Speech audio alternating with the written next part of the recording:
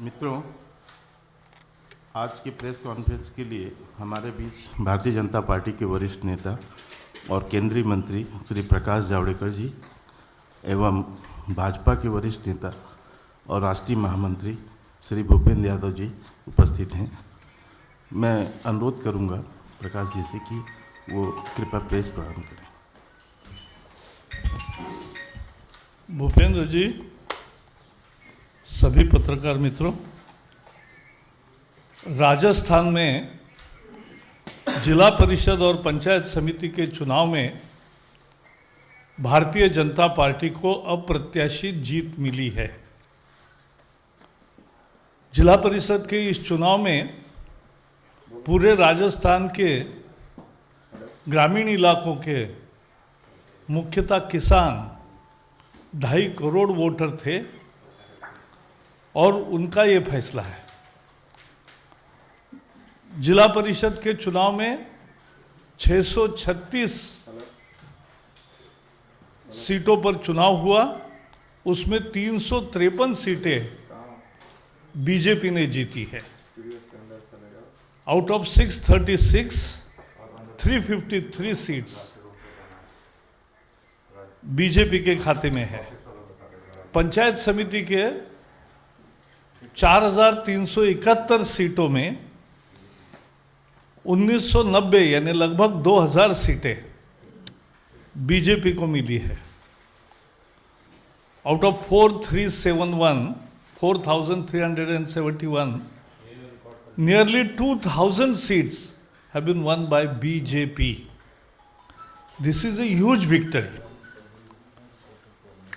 21 जिला परिषदों का चुनाव हुआ, उसमें 14 जिला परिषदों में बीजेपी को बहुमत मिला, 21 में 14, और कांग्रेस को केवल 5 जिला परिषदों में बहुमत मिला है। ब्लॉक पंचायत में 222 ब्लॉक पंचायत के चुनाव हुए, उसमें 93 अभी तक बहुमत पूरा का पूरा बीजेपी को मिला है। I'll tell you. As far as Jila Parishad is concerned, out of 14 Jila Parishads, out of 21 Jila Parishads, 14 have been won by BJP and Congress won only 5 Jila Parishads, ZPs. And in Block Panchayat, BJP has won till now 93 Block Panchayats out of 222. Trend क्या होता है? राजस्थान की इस चुनाव की कुछ विशेषताएं हैं। विशेषता यह है कि हमेशा ट्रेंड यह रहता है जिसका राज्य में सरकार है वो ये चुनाव जीतता है। 2010 में कांग्रेस की राज्य सरकार थी, कांग्रेस को जिला परिषद 24 जिला परिषदों में सफलता मिली और बीजेपी को केवल 5 जिला परिषद हाथ लगे थे।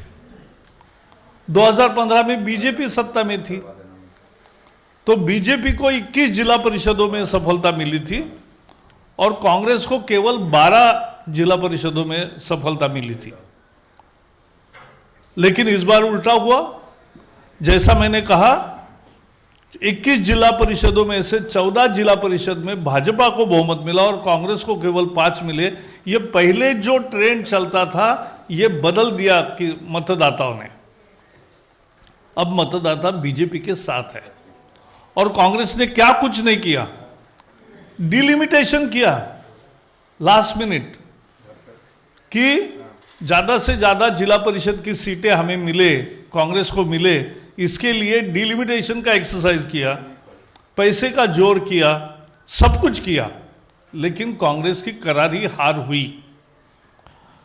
इसमें जैसा मैंने कहा 2.5 करोड़ वोटर में किसान, सभी किसान ही ग्रामीण इलाकों के थे, तो सारे किसानों ने वोट दिया है। इसका मतलब है कि किसान करोड़ों के संख्या में राजस्थान में कृषि सुधार के पक्ष में है। This results vindicates BJP stand on farm reforms because farmers are approving it all over. Telangana में अभी चुनाव हुए, हैदराबाद के चुनाव आपको याद है, 49 सीट्स हमें मिली जो सत्तारूढ़ दल है टीआरएस को केवल 55 सीटें मिली है, हमें 49 मिली। लेकिन बात महत्व की यह है कि वोट टीआरएस से भी हमें ज्यादा मिले, बीजेपी को सबसे ज्यादा वोट मिले। और दुबका का जो चुनाव था, उपचुनाव दुबका विधानसभा में, वो बहुत क्रांतिकारी और महत्वपूर्ण था, क्योंकि चारों ओर मुख्यमंत्री का खुद का, उनके बेटी का, उनके बेटे का, उनका सबका चुनाव क्षेत्र वही था, दामाद का। तो भी ये बीच वाली सीट जो थी हमने निकाली। और हैदराबाद का वोट भी वही दर्शाता है कि तेलंगाना में भी बीजेपी को जनता पसंद करने लगी है बहुत तेजी से। अभी अरुणाचल के नतीजे आ रहे हैं। अरुणाचल में बीजेपी को भारी सफलता मिली है। 240 जेडपी के सीट में 96 सीट अनअपोज आ गए हैं, बाकी का वोटिंग होगा अभी। और ग्राम पंचायत में 8,291 8,291 सीट्स में से 5,410 सीट्स अनअपोज्ड। बीजेपी के सामने कोई चुनाव नहीं लड़ा और लोगों की पसंद से एकमात्र कैंडिडेट रहा, इसलिए अनअपोज चुनाव हुआ। ये अरुणाचल का ट्रेंड है और बाकी जो वोटिंग होगा उसमें भी भारी सफलता मिलेगी, यह हमें पूरा विश्वास है। राजस्थान के चुनाव की और दो विशेषता बताना चाहिए। इस बार मार्जिन बहुत ज्यादा रहा, हमारी जीत का और उनके हार का अंतर बहुत ज्यादा था। प्रदेश अध्यक्ष अपने क्षेत्र के, गृह क्षेत्र के 2 पंचायत समिति पूरी हार गए। पायलट के उप मुख्यमंत्री पायलट है, उनके टोंक जिले में जिला परिषद बीजेपी ने जीती। 4 बड़े मंत्री जो सरकार चलाते हैं वो भी अपने जिला परिषद को रख नहीं पाए, जिला परिषद हार गए। यह आने वाले समय का ये एक सुचिन्ह है कि किस दिशा में मतदाता, साउथ हो, दक्षिण हो, पूर्वोत्तर भारत हो, सब जगह कैसे जा रहा है। तो राजस्थान की जीत अकेली जीत नहीं है। अगर देखेंगे तो बिहार की जीत, तेलंगाना की जीत, राजस्थान की जीत, अरुणाचल की जीत, और ये किस स्थिति में, कोरोना है, महामारी का प्रकोप है, और महामारी के साथ भारत ने अच्छी लड़ाई की और एक सफलता पाई है। लेकिन कोरोना का संकट, उससे उपजा पूरे दुनिया में फैला एक विश्व का आर्थिक संकट, एक माइग्रेशन जो लेबर का हुआ, बहुत बड़े संख्या में लोग वापस गए थे, अब वापस आ रहे हैं, और विपक्ष का कृषि सुधारों पर कुप्रचार, ये सब होने के बावजूद भी भारतीय जनता पार्टी सब जगह मतदाता पसंद करते हैं, क्योंकि उनको विपक्षियों की नकारात्मक राजनीति पसंद नहीं है। वो देश की तरक्की देखना चाहते हैं और तरक्की मोदी जी के नेतृत्व में होगी, ये उनको विश्वास है। पार्टी के अध्यक्ष जेपी नड्डा जी के कुशल संयोजन में जिस तरह से ये पूरे चुनाव का संचालन सभी जगह हुआ, चाहे तेलंगाना में हो, वहाँ तो भूपेंद्र जी प्रमुख थे, वहाँ डेरा डालकर बैठे थे, बिहार में हो वहाँ भी भूपेंद्र जी थे, तो आप एकदम लकी मस्कट हो हमारे। और राजस्थान में, वो राजस्थान के है ही, और अरुणाचल, ये अरुणाचल में भी शानदार जो सफलता मिली है, इस सबको हमें खुशी है, लेकिन उसका ये राजनीतिक अर्थ है, ये हमें समझना चाहिए। Just to sum up in few sentences, the Rajasthan victory in local body election is phenomenal for BJP, and people, particularly the farmers of rural areas, have given a decisive mandate for BJP defeating the Congress with large and huge margins. Out of 21 Jila Parishads, BJP has won 14 Jila Parishads and Congress has won only 5. In block panchayats also, BJP has won nearly 100 out of 222, and out of 636 Jila Parishad seats, BJP has won 353 seats, and out of Panchayat Samiti seats, 4,371 seats, elections were held. BJP has nearly won 1990, that is nearly 2,000 seats in these elections. So that's and this is actually reversal of the trend. The trend in Rajasthan used to be that whoever wins the state assembly elections wins the Jila Parishad elections, followed after 2 years. That happened in 2010 when Congress was there. It happened in 2015 when BJP was there. But in 2020, that trend did not work, and people voted in favor of BJP this time, not in favor of Congress. And Congress did everything, every trick. So this is a farmer's mandate and a vote for farm reforms. In Telangana also, as you know, Dupka by-election and Hyderabad Corporation. And in the Hyderabad Corporation, we have won more votes than TRS party, the ruling party. In Arunachal also, our many candidates have won unopposed, and in final election tally will be also a major, huge victory for. And Bihar election results we know all. So be it east, be it northeast, be it south, or be it Rajasthan north, whatever the direction you go, it is BJP, BJP, BJP.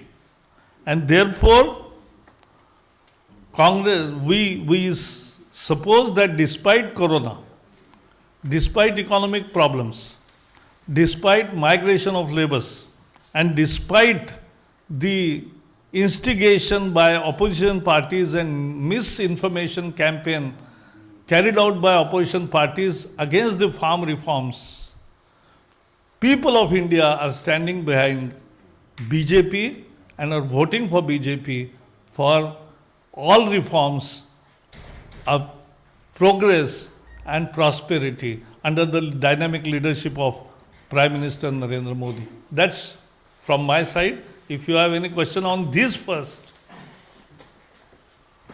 Thank you.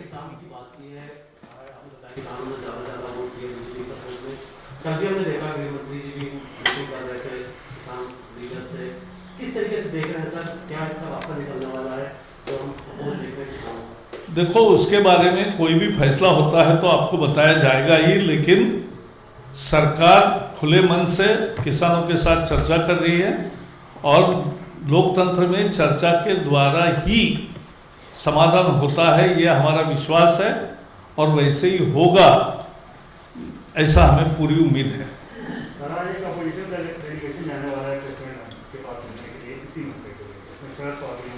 हाँ, तो लोकतंत्र है, कोई भी किसी को मिल सकता है, किसी को पाबंदी थोड़ी है।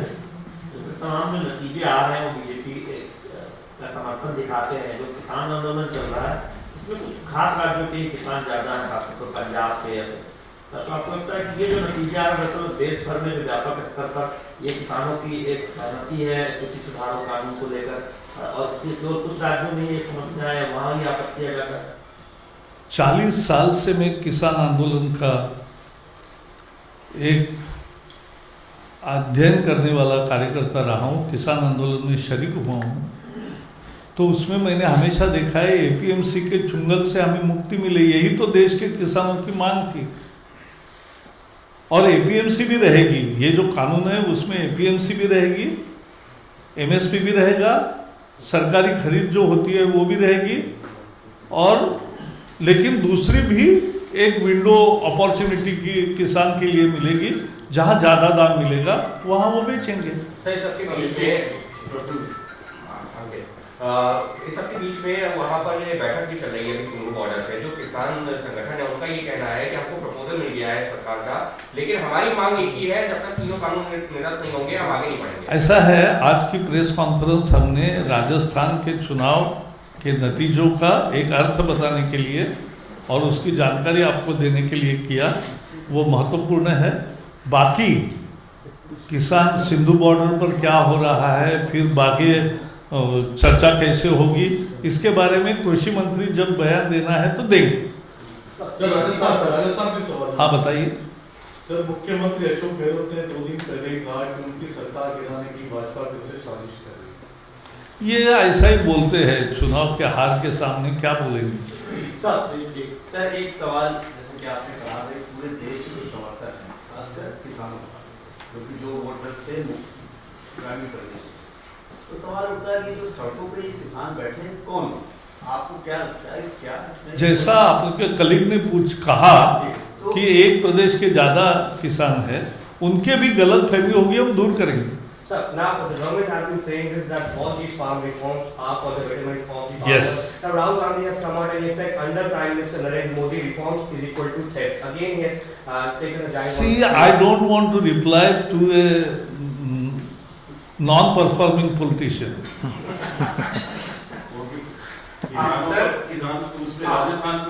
राजस्थान में सर, राजस्थान के मुख्यमंत्री अशोक गहलोत का कहना है कि किसानों के लिए जो कानून बनाए गए वो जल्दबाजी में कानून बनाए गए और संसद की प्रक्रिया को पूरा नहीं किया गया। अगर किसानों के साथ बातचीत कल मैंने टीवी पर बहुत बोला है और आपने सुना भी है, तो आज फिर से मैं बताना चाहूँगा कि जिस तरह से राजस्थान, अरुणाचल, बिहार, तेलंगाना में जो नतीजे आए हैं उसी को आप भी छापेंगे और हम भी बताएंगे। बहुत बहुत धन्यवाद।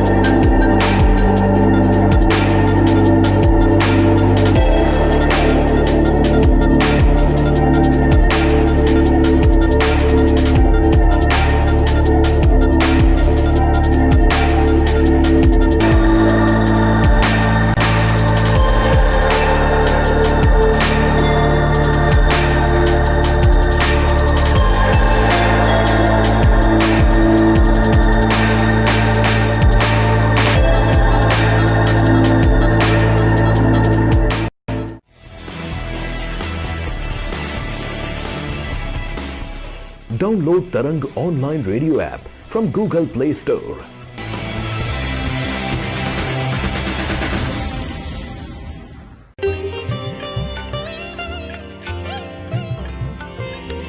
You are listening to Tarang Devotional Online Radio.